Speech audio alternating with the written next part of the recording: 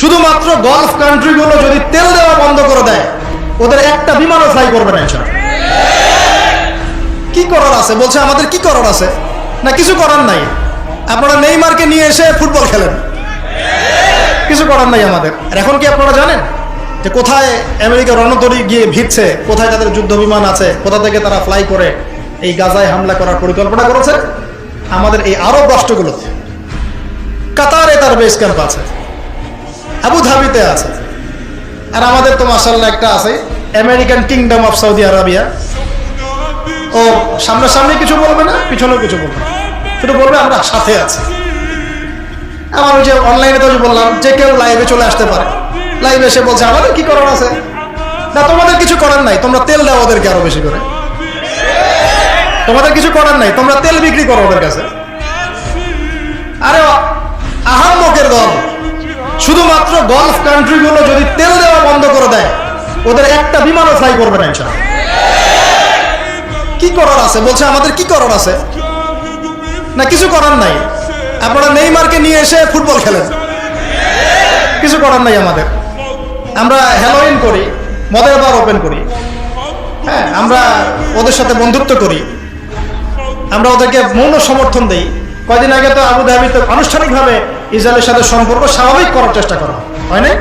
আপনারা তো পড়াশোনা করেন, দেখেনি তো এগুলো। আমাদের কি করার আছে বলছে, আমাদের কি করার আছে? আমরা করব না, কারা করবে? করবে কারা? সবাই কি দোয়াই করে যাবে?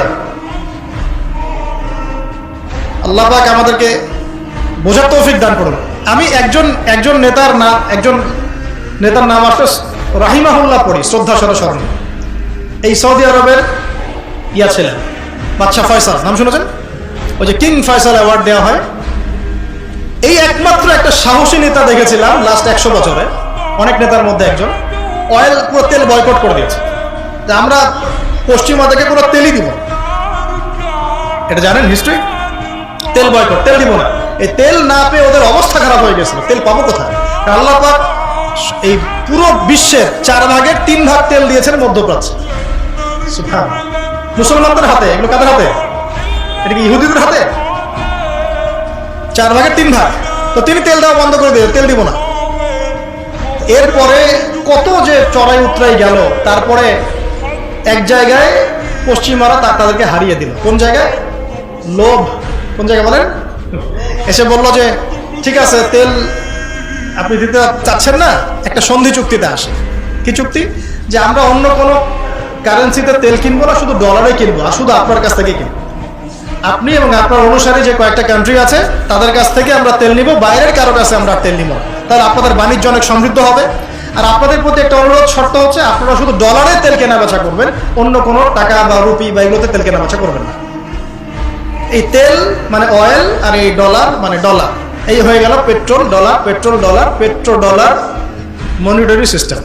এখন আপনি সারা বিশ্বে ডলার ছাড়া তেল কিনতে পারবেন। এটা হলো উম্মার সাথে একটা গাদ্দারি। এর ফলশ্রুতিতে ডলার হয়ে গেল একদম সুপিরিয়র কারেন্সি, আর তেলের একচ্ছত্র অধিকার ওরা লাভ করে।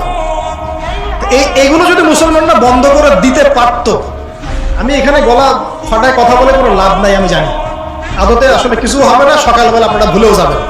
কিন্তু একটা কথা চিন্তা করেন, খালি চিন্তার খোরাক নেন, যদি এইটা আমরা বন্ধ করতে পারতাম ওই সময়, তাহলে কি ওরা এতদূর পর্যন্ত আসতে পারতো? যখন আপনি একটা থাপ্পড় খাচ্ছেন, কিছুই বলছেন না, তখন তো একটা থাপ্পড় খাবেন। হাত ভেঙে ফেললো, কিছুই বললেন না, তখন তো আরেকটা হাত ভাঙবে। এই তো হচ্ছে অবস্থা। তো আমরা কি করতে পারি?